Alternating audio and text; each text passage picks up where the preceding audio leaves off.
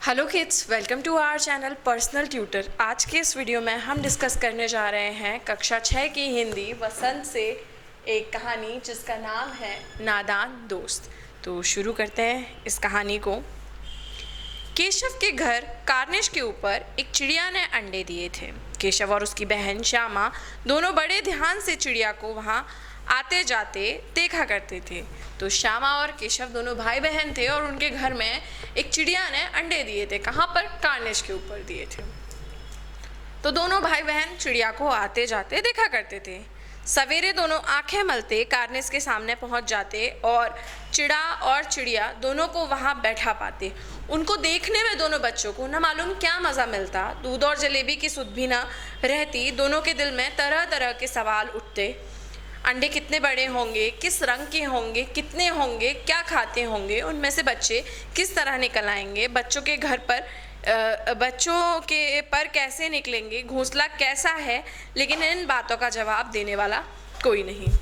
तो बच्चे जो थे उन्हें क्या था, चिड़िया और चिड़ा को देखने में बहुत मज़ा आता था। उन्हें किसी चीज़ का होश नहीं रहता था, किसी भी चीज़ की सुध नहीं रहती थी और तरह तरह के सवाल उनके मन में आते थे कि जो अंडे हैं वो कितने होंगे, दिखने में कैसे होंगे, उनमें से बच्चे बाहर कैसे आएंगे, बच्चों के पंख कैसे निकलेंगे। लेकिन उनके इन जो सवालों का जवाब देने वाला कोई भी नहीं था, कोई भी उनकी बात का जवाब नहीं देता था। दोनों बच्चे आपस में जवाब देने वाला कोई नहीं था। न अम्मा को घर के काम धंधों से फुर्सत थी, न बाबूजी को पढ़ने लिखने से। तो अम्मा जी जो हैं वो घर के कामकाज करती रहती थी और बाबूजी अपनी पढ़ाई लिखाई में लगे रहते थे। दोनों बच्चे आपस में ही सवाल जवाब करके अपने दिल को तसल्ली दे लिया करते थे। तो दोनों बच्चे आपस में बात करते थे, एक दूसरे के प्रश्नों का उत्तर दे लिया करते थे, एक दूसरे से प्रश्न पूछ लिया करते थे। बस इस तरह से वो अपने दिल को तसल्ली दिया करते थे। श्यामा कहती, क्यों भैया, बच्चे निकल कर फुर्र से उड़ जाएंगे। तो श्यामा जो थी बहन, वो अपने भाई से पूछा करती थी, क्यों, ये तुरंत उड़ जाएंगे क्या, जैसे अंडे फूटेंगे और बच्चे बाहर आ जाएंगे क्या। केशव विद्वानों जैसे गर्व से कहता, नहीं री पगली, पहले पर निकलेंगे, बगैर परों के बेचारे कैसे उड़ेंगे। श्यामा बच्चों को क्या खिलाएगी बेचारी। तो श्यामा बोलती है अपने भाई को कि वो बेचारी चिड़िया अपने बच्चों को क्या खिलाएगी। केशव इस पेचीदा सवाल का कुछ जवाब न दे सकता था। इस तरह 3-4 दिन गुजर गए। दोनों बच्चों की जिज्ञासा दिन दिन बढ़ती जाती थी। अंडों को देखने के लिए वे अधीर उठते थे। उन्होंने अनुमान लगाया कि अब ज़रूर बच्चे निकल आए होंगे। बच्चों के चारे का सवाल अब उनके सामने आ खड़ा हुआ। अब जो है वो श्यामा पूछती थी कि जो चिड़िया है वो अपने बच्चों को क्या खिलाएगी, लेकिन केशव बेचारा इस सवाल का कोई जवाब ही नहीं दे पाता था। अब 2-3 दिन गुजर गए। अब बच्चों को लगा कि ज़रूर बच्चे जो हैं वो बाहर आ गए होंगे अंडों से। तो अब उनके सामने क्या था, चारे का सवाल, यानी कि अब वो चिड़िया क्या खिलाएगी अपने बच्चों को, खुद क्या खाएगी, उसका प्रश्न जो है वो इनके सामने आ चुका था, बच्चों के सामने, केशव और श्यामा के आगे। चिड़िया बेचारी इतना दाना कहाँ पाएगी कि सारे बच्चों का पेट भरे। गरीब बच्चे भूख के मारे चूं चूं करके मर जाएंगे। इस मुसीबत का अंदाज़ा करके दोनों घबरा उठे। दोनों ने फैसला किया कि कार्निश पर थोड़ा सा दाना रख दिया जाए। श्यामा खुश होकर बोली, तब तो चिड़िया को चारे के लिए कहीं उड़कर न जाना पड़ेगा। अब दोनों बच्चों ने सोचा, बेचारी चिड़िया, छोटी सी चिड़िया इतना दाना कहाँ से लाएगी कि बस उसके और उसके दोनों के बच्चों का पेट भर जाए, मतलब उसका पेट भी और उसके बच्चों का भी पेट भर जाए, इतना दाना कैसे ला पाएगी। तो अब बच्चों ने सोचा और ये फैसला लिया कि चिड़िया के लिए थोड़ा सा दाना यहीं पास में रख दिया जाए ताकि उसे मेहनत ना करनी पड़े। केशव, नहीं, तब क्यों जाएगी, मतलब यहाँ पर श्यामा ने बोला कि अगर दाना हम रख देंगे तो वो उड़कर कहीं नहीं जाएगी। उस पर केशव ने कहा, नहीं, तब क्यों जाएगी। श्यामा, क्यों भैया, बच्चों को धूप न लगती होगी। केशव का ध्यान इस तकलीफ़ की तरफ न गया था। बोला, ज़रूर तकलीफ़ हो रही होगी, बेचारे प्यास के मारे तड़पते होंगे, ऊपर छाया भी तो कोई नहीं। तो अब यहाँ पर है, श्यामा ने एक और बात जो है वो पूछी अपने भाई से, केशव से, कि ये छोटे बच्चे, इनको धूप नहीं लगती होगी क्या। तो केशव ने बोला, नहीं नहीं, ज़रूर लगती होगी, इस तकलीफ़ की तरफ मेरा ध्यान नहीं गया। आखिर यही फैसला हुआ कि घोंसले के ऊपर कपड़े की छत बना देनी चाहिए। पानी की प्याली और थोड़े से चावल रख देने का प्रस्ताव भी स्वीकृत हो गया। तो ये निश्चित हुआ कि जो घोंसला है उसके ऊपर कपड़े की छत बना दी जाए, एक तंबू जैसा लगा देते हैं और एक प्याली में पानी रख देते हैं और क्या करेंगे, थोड़ा से दाने भी वहीं रख देंगे। अब चांदनी के लिए कपड़ा कहाँ से आए? दोनों बच्चे बड़े चाव से काम करने लगे। श्यामा माँ की आँख बचाकर मटके से चावल निकाल लाई। केशव ने पत्थर की प्याली का तेल चुपके से ज़मीन पर गिरा दिया और उसे खूब साफ करके उसमें पानी भरा। तो दोनों बच्चे जो हैं काम में लग गए। श्यामा जो है वो चावल के दाने लेकर के आ गई और जो केशव है उसने पत्थर की प्याली जिसमें तेल रखा हुआ था उसको साफ करके काफ़ी अच्छी तरह से उसमें क्या कर दिया, पानी भर दिया। केशव बड़ी देर तक इसे उधेड़-बुन में रहा। इसमें एक लाइन स्किप हो गई मुझसे। अब चांदनी के लिए कपड़ा कहाँ से आए? फिर ऊपर बगैर छड़ियों के कपड़ा ठहरेगा कैसे और छड़ियाँ खड़ी कैसे होंगी? अब वो तंबू किस तरह से लगाया जाए, वो चांदनी किस तरह से लगाई जाए, उस पर विचार हो रहा था यहाँ। केशव बड़ी देर तक इस उधेड़-बुन में रहा।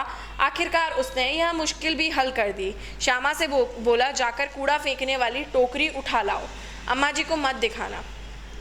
तो केशव जो है वो इस बारे में काफ़ी सोचता रहा। फिर उसने कुछ दिमाग लगाया और अपनी बहन श्यामा को बोला, तुम जाकर के वो कूड़ा फेंकने वाली टोकरी ले आओ और अम्मा जी को इस बारे में पता मत चलने देना।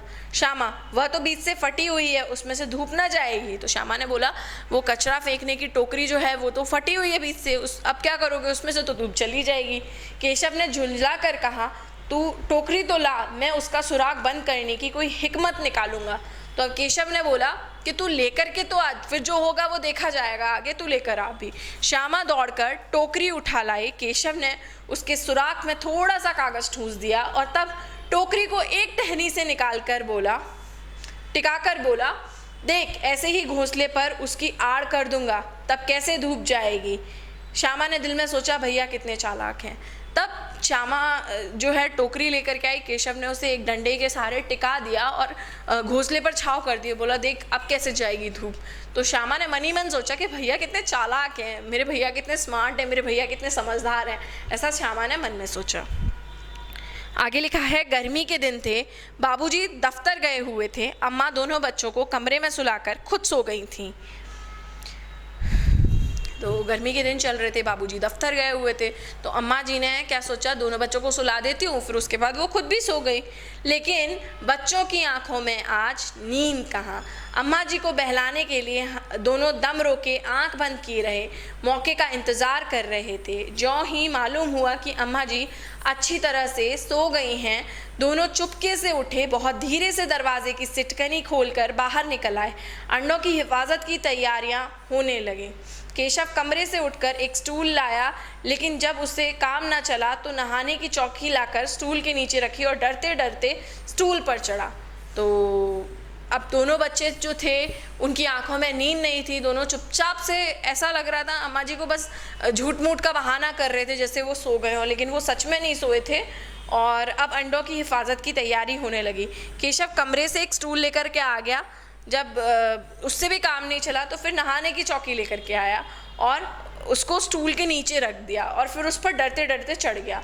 श्यामा दोनों हाथों से स्टूल को पकड़े हुए थी। स्टूल चारों टांगें बराबर ना होने के कारण जिस तरफ ज़्यादा दबाव पड़ जाता था ज़रा सा हिल जाता था। तो जो स्टूल था वो बैलेंस नहीं था क्योंकि वो नहाने की चौकी के ऊपर रखा हुआ था। श्यामा अपने दोनों हाथों से अपने भैया, उसके भैया जिस स्टूल पर खड़े थे उस स्टूल को थामे हुए थी। उस वक्त केशव को कितनी तकलीफ उठानी पड़ती थी। जब वो स्टूल इम्बैलेंस होता था तो केशव डर जाता था, यह उसी का दिल जानता है, उसे कितनी तकलीफ उठानी पड़ती थी। दोनों हाथ से कार्निश पकड़ लेता और श्यामा को दबी आवाज़ से डांटता, अच्छी तरह पकड़। अब ज़्यादा तेज़ तो नहीं डांट सकता था क्योंकि माँ सो रही थी और अगर माँ उठ जाती तो दोनों बच्चों की पिटाई होती। तो वो दबी आवाज़ में डांटता, कसकर पकड़ या अच्छी तरह पकड़, नहीं तो बहुत ज़ोर से मारूंगा या बहुत उतर कर बहुत मारूंगा। मगर बेचारी श्यामा का दिल तो ऊपर कार्निश पर था। बार बार उसका ध्यान उधर चला जाता और हाथ ढीले पड़ जाते। तो उसका ध्यान स्टूल पकड़ने पर तो था ही नहीं, उसका ध्यान तो अंडों के ऊपर था, कार्निश में जो अंडे रखे हुए थे। केशव ने ज्यों ही कार्निश पर हाथ रखा दोनों चिड़िया उड़ गईं। केशव ने देखा कार्निश पर थोड़े से तिनके बिछे हुए हैं और उन पर 3 अंडे पड़े हैं। जैसे घोंसले उसने पेड़ों पर देखे थे वैसा कोई घोंसला नहीं है। श्यामा ने नीचे से पूछा, कै बच्चे हैं भैया? तो केशव ने जो जैसे ही हाथ रखा कार्निश पर, दोनों चिड़िया जो है उधर गए और वो उड़ गए। अब केशव ने देखा जैसे पेड़ों पर घोंसले होते हैं वैसा तो कोई घोंसला है नहीं है, यहाँ पर कुछ तिनके बिछे हुए हैं, उन पर 3 अंडे रखे हैं। अब श्यामा को भी एक्साइटमेंट था तो उसने अपने भाई से पूछा कि भैया कितने बच्चे हैं? केशव, 3 अंडे हैं, अभी बच्चे नहीं निकले। श्यामा, ज़रा हमें दिखा दो भैया कितने बड़े हैं। अब श्यामा जो है वो भी बच्ची है, उसका भी मन है देखने का। केशव, दिखा दूंगा, पहले ज़रा चिथड़े ले आ, नीचे बिछा दो, बेचारे अंडे तिनकों पर पड़े हैं। तो केशव ने बोला, मैं बता दूंगा, जाकर कुछ चिथड़े ले आओ, अंडों के नीचे उसको बिछा दूंगा, बेचारे अंडे जो हैं वो ज़मीन पर पड़े हुए हैं। श्यामा दौड़कर अपनी पुरानी धोती फाड़कर एक टुकड़ा लाई। केशव ने झुककर कपड़ा ले लिया, उसकी कई तह करके उसने एक गद्दी बनाई और उसे तिनकों पर बिछाकर 3 अंडे धीरे से उस पर रख दिए। तो वो जैसे ही पुरानी धोती का चिथड़ा आया उसकी एक गद्दी जैसी बनाई केशव ने और उसके ऊपर अंडे रख दिए। श्यामा ने फिर कहा, हमको भी दिखा दो भैया। केशव, दिखा दूंगा, पहले ज़रा वह टोकरी तो दे दे, ऊपर छाया कर दूँ। श्यामा ने टोकरी नीचे से थमा दी और बोली, अब तुम उतर आओ, मैं भी तो देखूं। तो श्यामा ने टोकरी थमा दी, उसके बाद बोलती है, अब उतरो, मुझे भी देखना है। केशव ने टोकरी को एक टहनी से टिकाकर कहा, जा दाना और पानी की प्याली ले आ, मैं उतर आऊँ तो तुझे भी दिखा दूंगा। श्यामा प्याली और चावल भी लाई। केशव ने टोकरी के नीचे दोनों चीज़ें रख दी और आहिस्ता से उतर गया। श्यामा ने गिड़गिड़ा कर कहा, अब हमको भी चढ़ा दो भैया। अब जैसे ही केशव नीचे आ गया तो श्यामा बोलती है, हमें भी दिखाओ भैया, हम मुझे भी देखना है। केशव, तू गिर पड़ेगी। श्यामा, ना गिरूंगी भैया, तुम नीचे से पकड़े रहना। तो अब इस पर श्यामा ने बोला, मैं नहीं गिरूंगी, आप स्टूल को कस के पकड़े रहना। केशव, ना भैया, कहीं तू गिरा पड़ी तो अम्मा जी मेरी चटनी ही कर डालेंगी, कहेंगी कि तूने ही चढ़ाया था, क्या करेगी देखकर। अब अंडे बड़े आराम से हैं, जब बच्चे निकलेंगे तो उनको पालेंगे। तो केशव ने समझा दिया कि भाई तू गिरा गई तो माँ से तो मुझे मार खानी पड़ेगी, जब बच्चे अंडों से बाहर निकल आए तब हम उन्हें पालेंगे, तब तू देख लेना। दोनों चिड़िया बार बार कार्निश पर आती थी और बगैर बैठे ही उड़ जाती थी। केशव ने सोचा, हम लोगों के डर से नहीं बैठती। स्टूल उठाकर कमरे में रखा, चौकी जहाँ की थी वहाँ रख दी। श्यामा ने आंखों में आंसू भरकर कहा, तुमने मुझे नहीं दिखाया, मैं अम्मा जी से कह दूंगी। तो अब वो दोनों चिड़िया कार्निश के पास आ जाती थी लेकिन कार्निश पर नहीं आकर के बैठ रही थी। दोनों बच्चों ने सोचा शायद हम बैठे हैं इसलिए वो नहीं आ रही हैं। तो इतने में श्यामा ने आंखों में आंसू भर करके बोला, तुमने मुझे नहीं दिखाया ना, मैं अम्मा को सारी बात बता दूंगी। केशव, अम्मा जी से कहेगी तो बहुत मारूंगा, कहे देता हूँ। श्यामा, तो तुमने मुझे दिखाया क्यों नहीं? केशव, और गिर पड़ती तो 4 सर ना हो जाते। श्यामा, हो जाते तो हो जाते, देख लेना, मैं कह दूंगी। तो यहाँ दोनों भाई बहनों में लड़ाई झगड़ा चल रहा है, एक तरह से बहस चल रही है कि श्यामा बोल रही है मुझे क्यों नहीं दिखाया। तो यहाँ पर केशव का कहना है अगर गिर जाती तो चोट लग जाती। तो उसने बोला लग जाती तो लग जाती, लेकिन मुझे देखना था। तो यहाँ दोनों भाई बहनों में बहस चल रही है। इतने में कोठरी का दरवाज़ा खुला और माँ ने धूप से आंखों को बचाते हुए कहा, तुम दोनों बाहर कब निकल आए? मैंने कहा था ना दोपहर को ना निकलना। किसने किवाड़ खोला? किवाड़ केशव ने खोला था, लेकिन श्यामा ने माँ से यह बात नहीं कही, उसे डर था कि भैया पिट जाएंगे। तो अब जो है वो माँ ने गुस्से में बोला कि किसने दरवाज़ा खोला? मना किया ना दोपहर में बाहर नहीं निकलना है घर से या कमरे से। तो अब श्यामा को पता था कि भैया ने दरवाज़ा खोला, लेकिन श्यामा ने बोला नहीं क्योंकि उसे डर था कि अगर भैया पिट गए तो। अब केशव दिल में काँप रहा था कहीं श्यामा कह ना दे। अंडे ना दिखाए थे, इससे अब उसको श्यामा पर विश्वास न था। श्यामा सिर्फ मोहब्बत के मारे चुप थी या इस कसूर में हिस्सेदार होने की वजह से, इसका फैसला नहीं किया जा सकता। शायद दोनों ही बातें थी। तो अब श्यामा चुप थी, या तो 2 कारण हो सकते हैं इसके, दोनों में से कोई एक या दोनों हो ही सकते हैं। पहला तो ये कि वो अपने भाई से बहुत प्यार करती है, दूसरा कि क्या बोल सकते हैं, इस चीज़ में वो हिस्सेदार थी। ये जो कसूर था, ये जो परेशानी थी, जो जिस शैतानी में वो लोग घर से बाहर निकले थे, कमरे से बाहर निकले थे, उसमें वो बराबर की हिस्सेदार थी। तो वो दोनों ही बातें थी शायद, इसलिए वो चुप थी। माँ ने दोनों को डांट डपट कर फिर कमरे में बंद कर दिया और धीरे धीरे उन्हें पंखा जलने लगी। अब सिर्फ 2 बजे थे। बाहर तेज़ लू चल रही थी। अब दोनों बच्चों को नींद आ गई, तो माँ जो है वो डांट डपट करके ले गई, और बाहर बहुत गर्मी थी, तो गर्मियों के दिनों में दिन में अच्छी नींद आ ही जाती है। तो माँ ले गई दोनों बच्चों को डांट डपट करके। दोनों बच्चे कब सो गए उन्हें खुद नहीं पता चला। 4 बजे यकायक श्यामा की नींद खुली। किवाड़ खुले हुए थे। वह दौड़ी हुई कार्निश के पास पहुंची और ऊपर की ओर ताकने लगी। टोकरी का पता न था। संयोग से उसकी नज़र नीचे गई और वह उल्टे पैर दौड़ती हुई कमरे में जाकर ज़ोर से बोली, भैया अंडे तो नीचे पड़े हैं, बच्चे उड़ गए। तो 4 बजे श्यामा की आंख खुली और वो दौड़ती हुई बाहर गई। उसने कार्निश पर देखा, उसे कुछ दिखाई नहीं दिया। जो टोकरी छाया करने के लिए रखी थी वो भी नहीं दिख रही थी। अचानक से उसकी नज़र जो है वो नीचे पड़ी और वो दौड़ती हुई कमरे में आई और उसने अपने भाई केशव को उठा दिया कि भैया अंडे नीचे पड़े हैं, बच्चे उड़ गए। केशव घबराकर उठा और दौड़ा हुआ बाहर आया तो क्या देखता है कि तीनों अंडे नीचे टूटे पड़े हैं और उनसे कोई चूने की सी चीज़ बाहर निकल आई है। पानी की प्याली भी एक तरफ टूटी पड़ी है।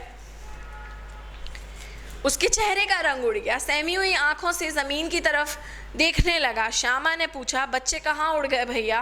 केशव ने करुण स्वर में कहा, अंडे तो फूट गए श्यामा, और बच्चे कहाँ गए? केशव, तेरे सर में देखती नहीं, अंडों में से उजला उजला पानी निकल आया है, वही तो 2-4 दिन में बच्चे बन जाते। माँ ने सोटी हाथ में लिए हुए पूछा, तुम दोनों वहाँ धूप में क्या कर रहे हो? तो अब क्या है, अब केशव ने देखा कि अंडे तो टूट गए हैं। अब केशव बेचारा परेशान था। उसमें श्यामा पूछ रही थी बच्चे कहाँ उड़ गए, तो केशव ने डांटते हुए बोला, दिखाई नहीं दे रहा है क्या? अंडे जो है वो फूट चुके हैं।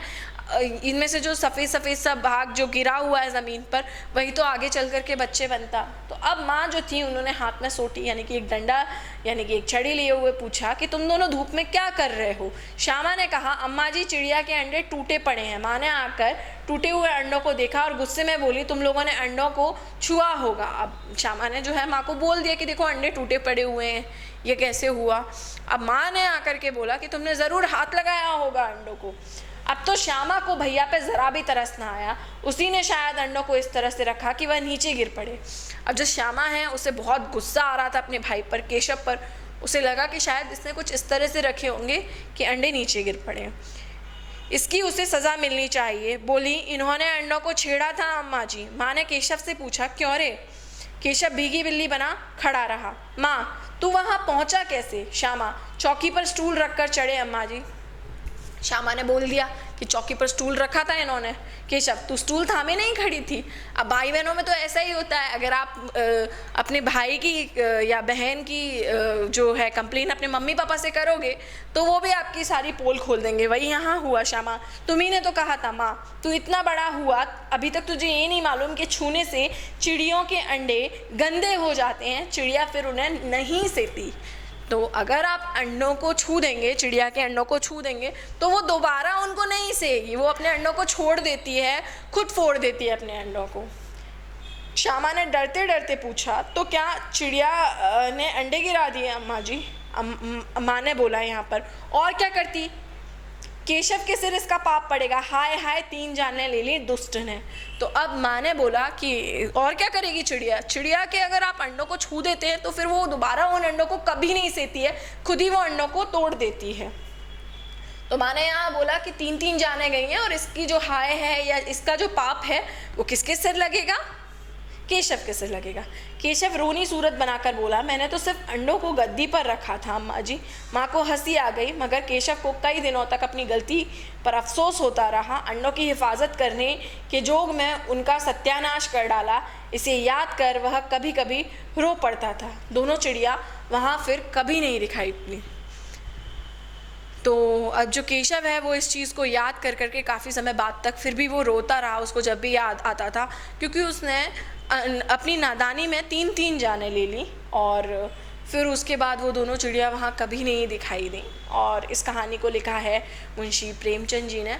तो इस तरह से 2 बच्चों ने मदद करने के चक्कर में क्या किया, 3 जाने ले ली। उन्हें नहीं पता था कि चिड़िया जो है इस तरह अगर उनके अंडों को छू देते हैं तो चिड़िया उन अंडों को नहीं सेती। तो इस तरह से अपनी नादानी में दोनों भाई बहनों ने क्या किया, चिड़िया के अंडों को गवा दिया, या चिड़िया ने फिर वो अपने अंडे खुद तोड़ दिए थे उसके बाद। तो ये कहानी थी नादान दोस्त। आई होप आपको ये वीडियो लेक्चर पसंद आया होगा। वीडियो को लाइक कीजिए, साथ ही साथ चैनल को सब्सक्राइब कीजिए। Thank you.